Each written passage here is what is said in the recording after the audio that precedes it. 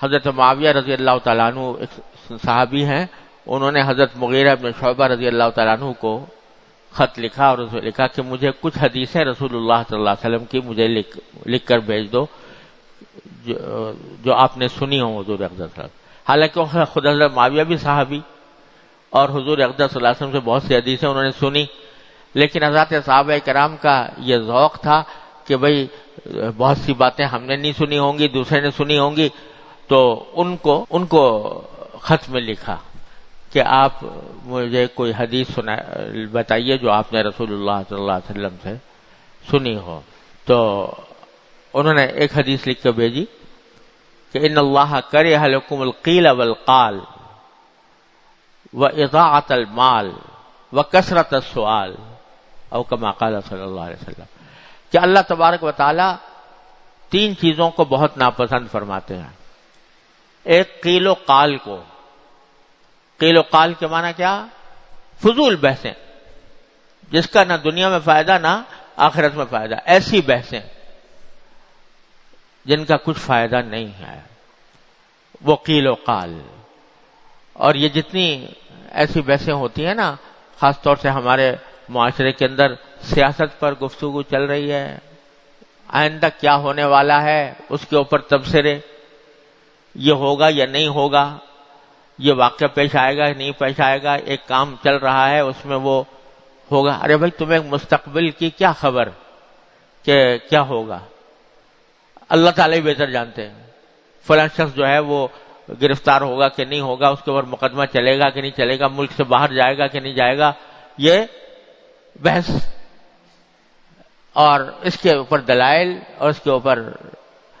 اچھا بھائی اگر تمہیں کوئی علم غیب آ گیا اللہ تعالیٰ کی طرف سے، کوئی وحی آ گئی ہے، اس کی بنیاد پر یہ بحث کر رہے ہو، تو آگے کی ایسی باتوں پر کہ جن کا علم سوائے اللہ تبارک و تعالیٰ کے کسی کو نہیں ہے۔ کیوں بھائی؟ کیا جب رمضان آتا ہے، عید آتی ہے، کیا خیال ہے آج چاند ہو جائے گا یا نہیں ہوگا؟ تو یہ آپس میں یہ موضوع بحث ہے، اب اس کے اوپر گفتگو ہو رہی ہے۔ کسی کو کیا پتا، اللہ تبارک تعالیٰ جانتے ہیں کہ ہوگا کہ نہیں ہوگا، فلاں واقعہ فلاں سے ایسی واقعہ ہے وہ پیش آئے گا کہ نہیں آئے گا، اس انتخاب ہو رہے ہیں، اس میں کوئی کون کامیاب ہوگا کون نہیں ہوگا، اس پر بحث ہو رہی ہے۔ کیا حاصل اس کا سوائے اس کے کہ علم کو اللہ تبارک و تعالیٰ کے اوپر چھوڑ دو۔ تو کرہ لکم القیل والقال، یہ قیل و قال، یہ بحثیں، بحث مباحثہ، اس کو اللہ تعالیٰ ناپسند فرماتے ہیں۔ اور بحث و مباحثے کے اندر ایک حدیث میں یہ بھی آیا ہے کہ جو لوگ بہت منہ بھر بھر کے باتیں کرنے والے ہیں، اس کے لیے بڑے سخت الفاظ استعمال ہوئے ہیں حدیث میں، منہ بھر بھر کر باتیں کرنے والے، کہ جن کا جو اپنی فصاحت و بلاغت اور اپنی آتش بیانی اور شعلہ نوائی کے کو ظاہر کرنا چاہتے ہیں، المتشدقین المتفیہقین حدیث میں اس کے لیے الفاظ آتے ہیں، وہ اپنی فصاحت و بلاغت اور اپنے زور کلام کو ثابت کرنے کے لیے بحثیں کرتے رہتے ہیں، تو وہ سب قیل اسی میں داخل۔ ان اللہ کرہ لکم القیل والقال، تو فضول بحثیں یہ ناپسند ہیں اللہ تبارک۔ ان اللہ کرہ لکم القیل والقال واضاعۃ المال، اور مال کو ضائع کرنا، جو بھی کوئی چیز اللہ تبارک و تعالی نے عطا فرمائی ہے تو اس کو، وہ اللہ تعالیٰ کی نعمت ہے، اس کو ضائع کرنا، اس کو بیکار ضائع کر دینا کہ کسی کے بھی کام نہ آئے، اس میں بھی بڑا ابتلا ہے، اللہ بچائے ہمارا، کہ اللہ تعالیٰ کی دی ہوئی نعمتوں کو ضائع کرنے کے گناہ میں مبتلا ہوتے ہیں، جو اللہ تعالیٰ کو انتہائی ناپسند ہے۔ اللہ، ہمارے حضرت، میں نے اپنے حضرت عارفی قدس اللہ تعالیٰ سرہ سے سنا کہ حضرت حکیم الامت قدس اللہ تعالیٰ سرہ بستر علالت پر تھے، بیمار تھے. تو اس وقت کسی نے کوئی دودھ پیش کیا تو حضرت والا نے دودھ پی لیا اور اس میں کچھ بچ گیا. تو حضرت کی چونکہ صحت ٹھیک نہیں تھی، طبیعت خراب تھی، تو جو حصہ بچا ہوا تھا اس کو پینے سے طبیعت خراب ہونے کا اندیشہ تھا کہ کہیں اور طبیعت خراب نہ ہو جائے، اس لیے چھوڑ دیا. تھوڑا سا رہ گیا تھا.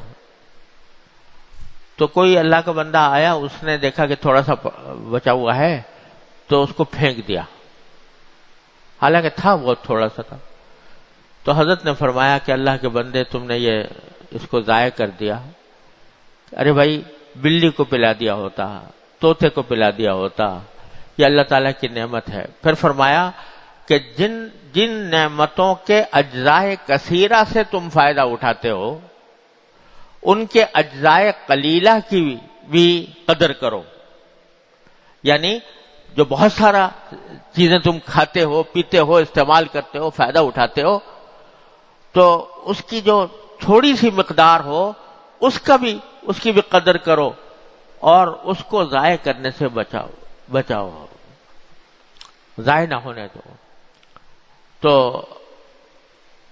حضرت حکیم الامت قدس اللہ تعالیٰ سرہ کے ہاں تو اس درجہ اس کا اہتمام تھا کہ اس زمانے میں جو خطوط حضرت کے پاس آتے تھے تو اس کے لفافے ہوتے تھے، حالانکہ وہ مستعمل ہوتے تھے، لیکن حضرت اس کو الٹا کر کے اور پھر دوسری مرتبہ بھی استعمال کر لیتے تھے، الٹا کر کے چپکا دیتے، دوبارہ استعمال فرما لیتے. کہ جو کوئی بھی نعمت ہے اللہ تبارک و تعالیٰ کی، وہ چاہے چھوٹی ہو یا بڑی ہو، وہ قابل قدر ہے، اس کو ضائع کرنے سے بچنا چاہیے. اس میں ہم لوگ بھی اس میں بہت ابتلا ہے، اللہ تعالیٰ معاف فرمائے. کھانا کھانے کے اندر اتنا نکال لیا جو کھانے کی طاقت نہیں ہے، اور جو بچ گیا تو وہ ضائع ہو گیا.